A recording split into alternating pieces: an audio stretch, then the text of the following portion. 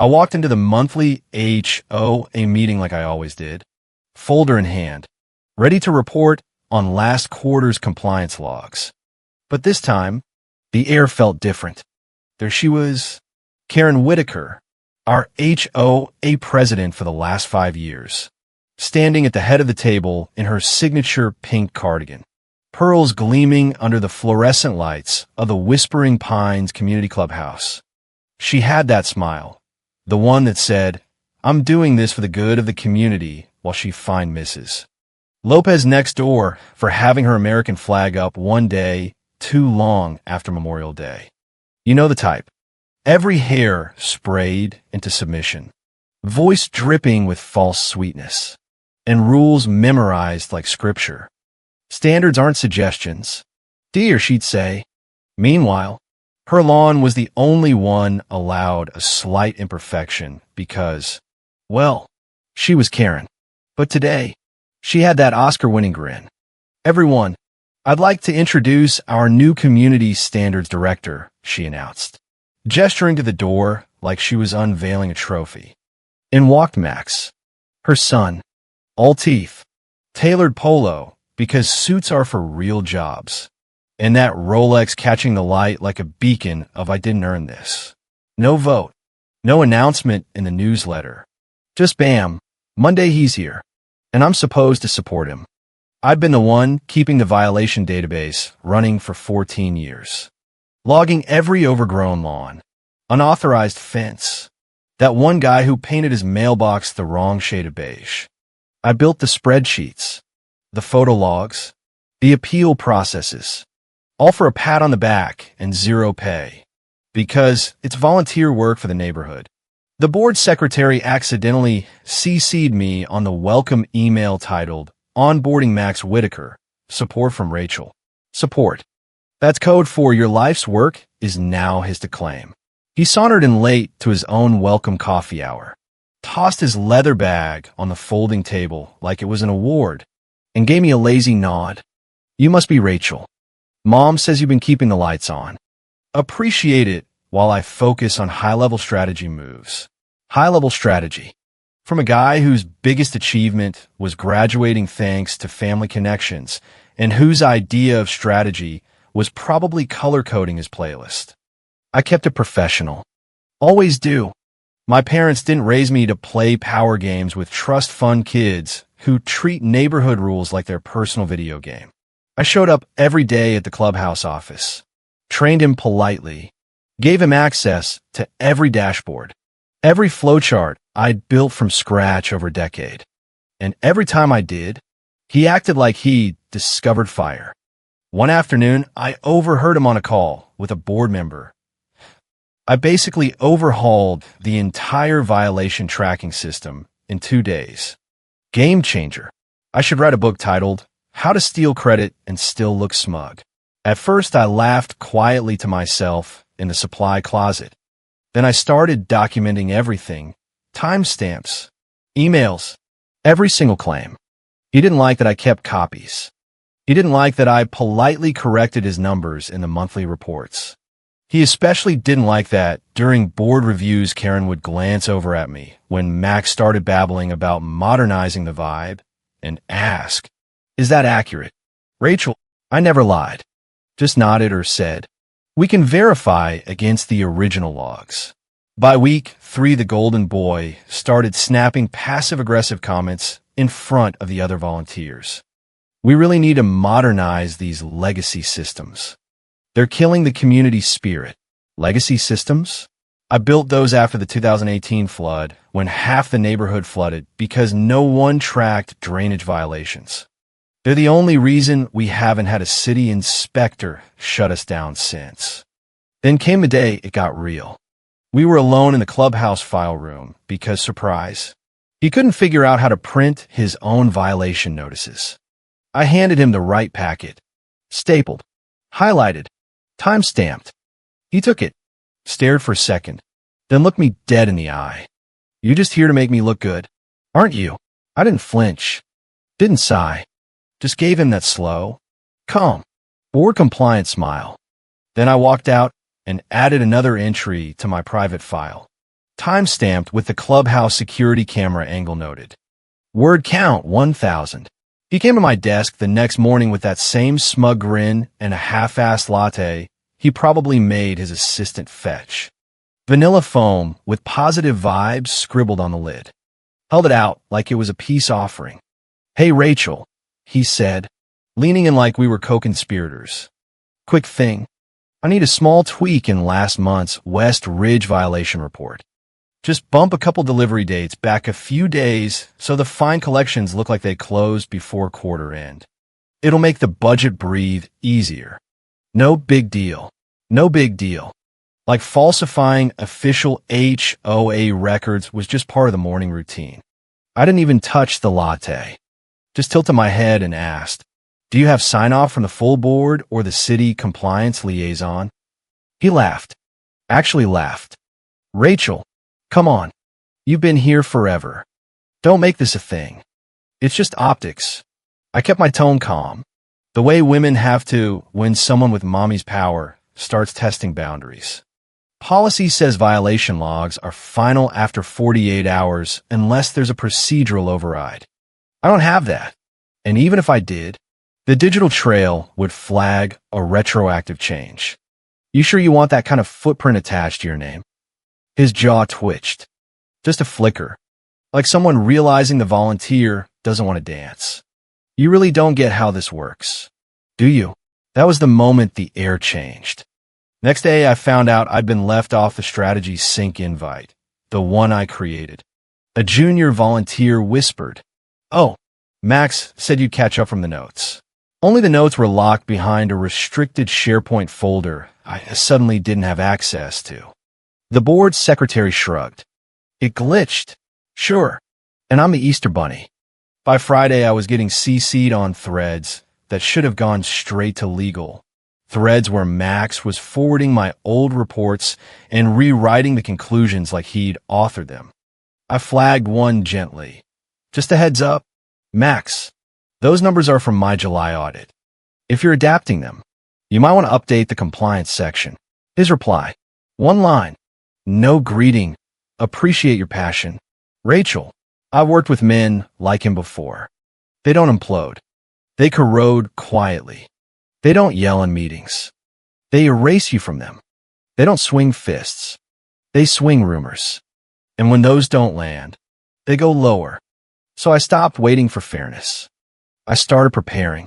I pulled up the HOA surveillance policy, printed the compliance SOP, reviewed the data tampering clause, and cross-reference badge access logs to know exactly who could enter the clubhouse and when. He wanted to play chess with checkers rules. Cute. I wasn't looking for a fight, but I've never lost one either. And if Max wanted to turn this into a campaign of silent erosion, he was about to find out how deep I could dig. I came back from lunch 5 minutes late that day, which is rare for me. I'm clockwork, turkey sandwich, black coffee, back at the clubhouse desk before the microwave even stops beeping. But the deli line was slow, and the barista wrote karma on my cup, which in hindsight felt biblical. The moment I sat down, I felt it, like a draft in a sealed room. Something was off. My chair had been nudged an inch too far from the desk. Not dramatically, just enough to know someone had been here. Someone trying very hard to pretend they hadn't. I opened my drawer. Sitting neatly on top of my label binders was a manila folder I'd never seen before. Clean, silent accusation in 8.5 by 11. Inside, a printout of Q3 violation variances for the West Ridge section. Flagged, annotated, and worst of all, backdated. Numbers altered, lines redacted, and my name listed in the footer as source volunteer. This wasn't sloppiness. This wasn't an accident. This was someone planting a bullet and waiting to scream gunshot. And I already knew whose fingerprints would be missing. I slowly closed a drawer, took out my phone, opened the internal time tracking app, logged a timestamp, 12:18 p.m., returned from lunch. Discrepancy noted. Then I did something I hadn't done in years.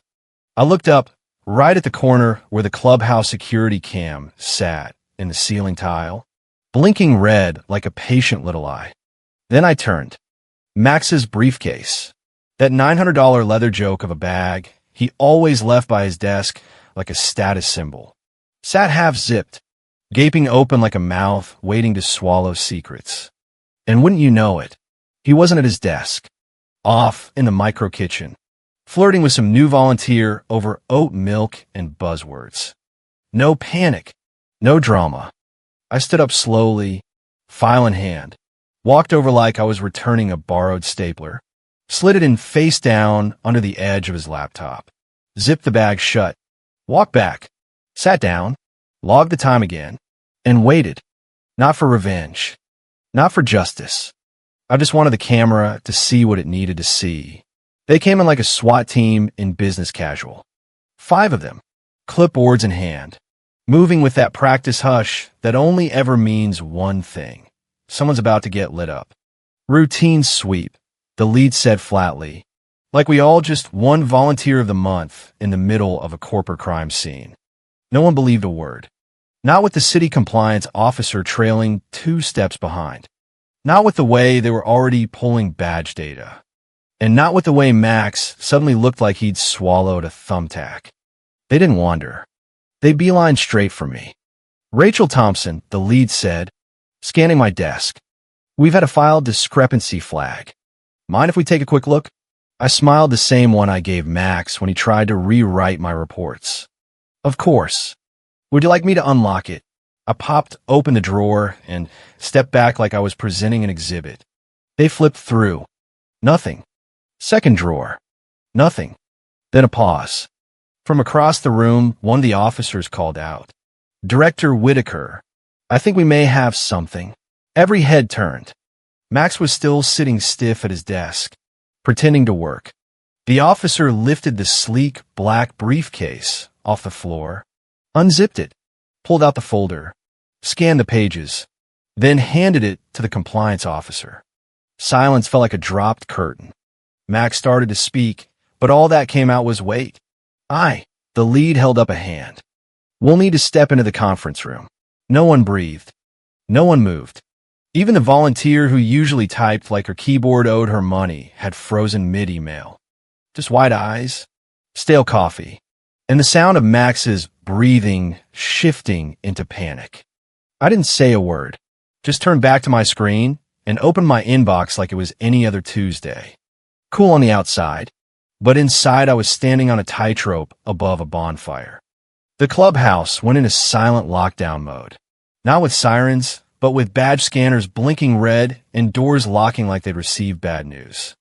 The email came through at 1:41 p.m. Temporary access suspension. Please remain at your stations.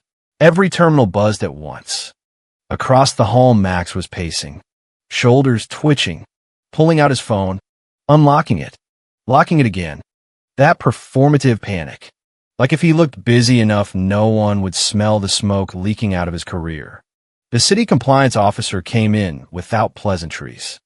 No afternoon. Folks, just a slim woman in a navy suit holding a brown accordion folder that looked heavier than it should. She walked straight into the glass conference room and shut the door.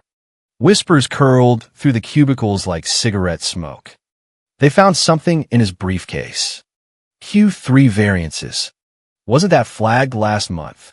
My monitor blinked with a new subject line. Footage request, board authorization. And I knew exactly what that meant. The system was in motion. The file Max had tried to bury, or more accurately pin on me, had a name. Q3 violation reconciliation.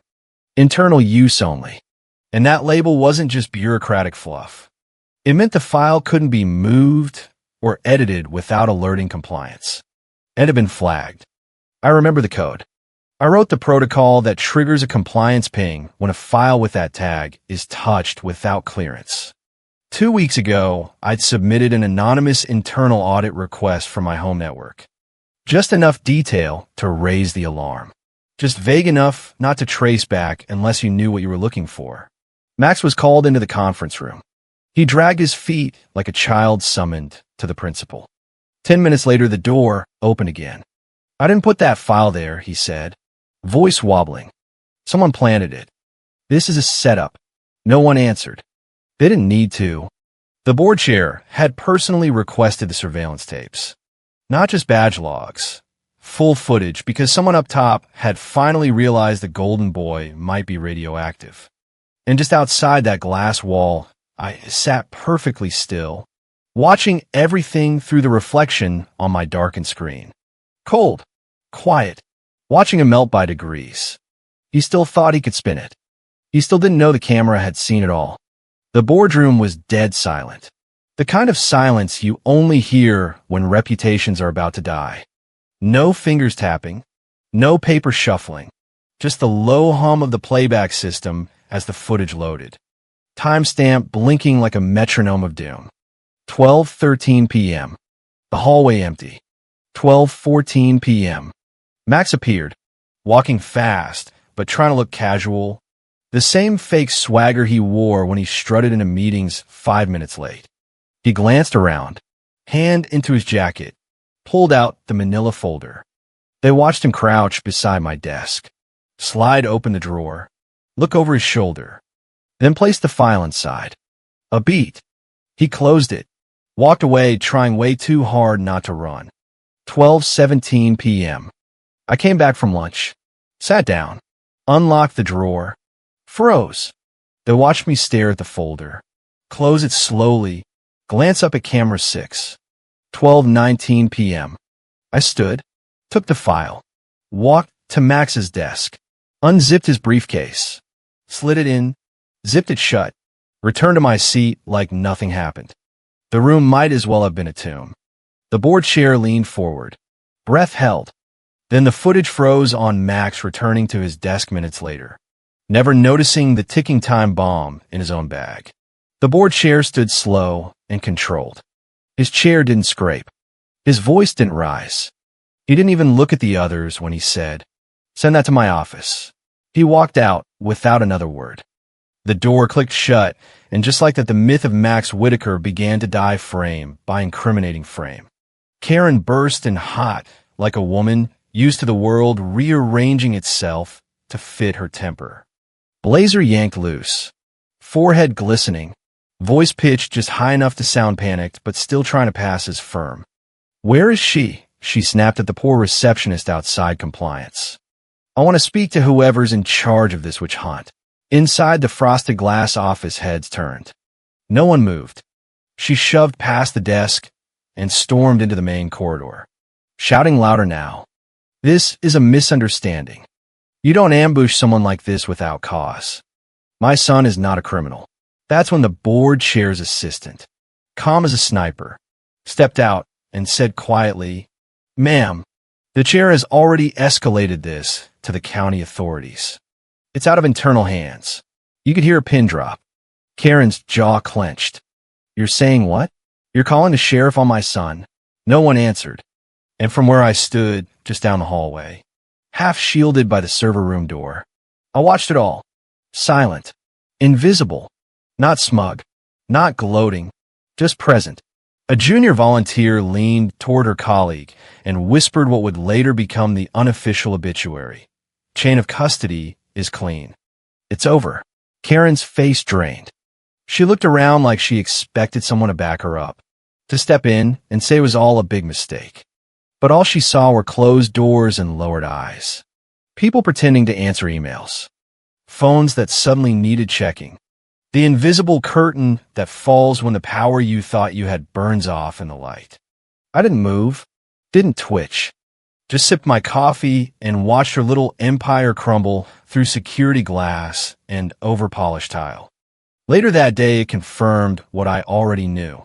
The internal audit request that originally flagged the Q3 report didn't come from a random anonymous source.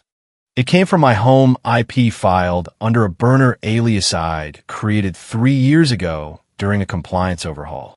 Never used it until now. So no, I didn't break policy. I didn't scream. I didn't even accuse. I just followed the process, the same process they trained us to trust. And now Karen, once the loudest voice in every room, Was pacing outside compliance like a lost dog in a thunderstorm. I finished my coffee, tossed the cup, and waited. The sheriff's car pulled up at 3:27 p.m., unmarked but obvious to anyone who's ever seen how things really end in a clubhouse. Two deputies stepped out calm and practiced, walking with the kind of authority that doesn't need raised voices or handcuffs. Not yet. They didn't ask for directions. Someone had already buzzed them through security. Someone from very high up. Max didn't see them coming until they were 5 feet from his desk. He was still typing, or pretending to, maybe drafting an email to his mom, maybe just Googling how to undo felony. But when they said his name, when they asked him to stand, when they read him the reason for detainment, falsifying official community records, attempted fraud on HOA funds, all that overgrown frat boy bravado drained out of him like a busted pipe. I didn't do anything, he said too loud, voice cracking. This is a mistake. They let him talk, let him sputter and backpedal, hands twitching like he wanted to point at someone. Probably me, but I was gone from my desk, watching from the back corridor where no cameras reached, right near the freight elevator, the one you can slip out of without a goodbye party. Karen arrived 10 minutes too late, face flushed, phone still in her hand like she thought one call could stop a county process. We'll handle this internally, she barked at the board chair, who stood there stone-faced, arms crossed, not blinking. The chair shook his head slowly. This isn't a family matter. It's criminal. Max was already being walked past the glass doors. People try not to stare, try to look busy, but you could feel it, the collective clench of a neighborhood realizing the wrong person had been protected for too long. Later that afternoon, I found a cream envelope on my desk. Hand-delivered. Board chair's signature at the bottom in ink. Not scan. Your judgment protected this community. One line. One truth. They offered me reinstatement. Of course. A promotion. Even senior compliance coordinator. Whatever the hell that meant. Came with a corner desk in the clubhouse and an apology in board speak. I said no. All I asked for was a clean reference and the full payout on my volunteer NDA with the clause that doubled it if I declined to litigate. They didn't argue. By 6 p.m., I packed up my drawer one photo, one mug, and one flash drive. I didn't say goodbye. No farewell cake. No neighborhood Facebook post about new adventures. I walked past the receptionist, nodded once, and left the clubhouse like I just finished grocery shopping. Inside, the community was still burning, not with fire, but with whispers, revisions, and the uncomfortable realization that everyone saw it happen and no one had stopped it until it was too late. But I wasn't there for the smolder. I'd done what I came to do, and now it was time to disappear quietly, cleanly, completely. The local news anchor had the kind of smile people rehearse in mirrors, sympathetic but detached. Someone lost their position grin, not a someone's going county jail one. The cheer in red. HOA director arrested in records fraud probe. Sources say more may be implicated. I watched from the couch of my one-bedroom walk-up. Cheap laminate floors. Walls thin enough to hear my upstairs neighbor's TV habits. But quiet. Peaceful. Mine. I sipped coffee that had gone cold 3 times before I finished it. Let the silence settle. Let the words play out on the screen. Facing up to 5 years. Falsified documents. Internal surveillance footage. My name never came up. Just the community, just their mess. I opened my laptop. Older. Beat up.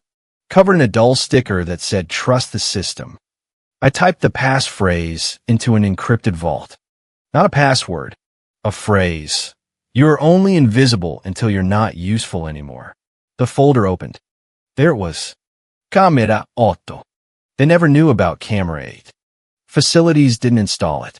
I had tucked it behind the vent grill above the server room hallway back when they downsized half the security budget and stopped checking what plugged into the auxiliary power strip.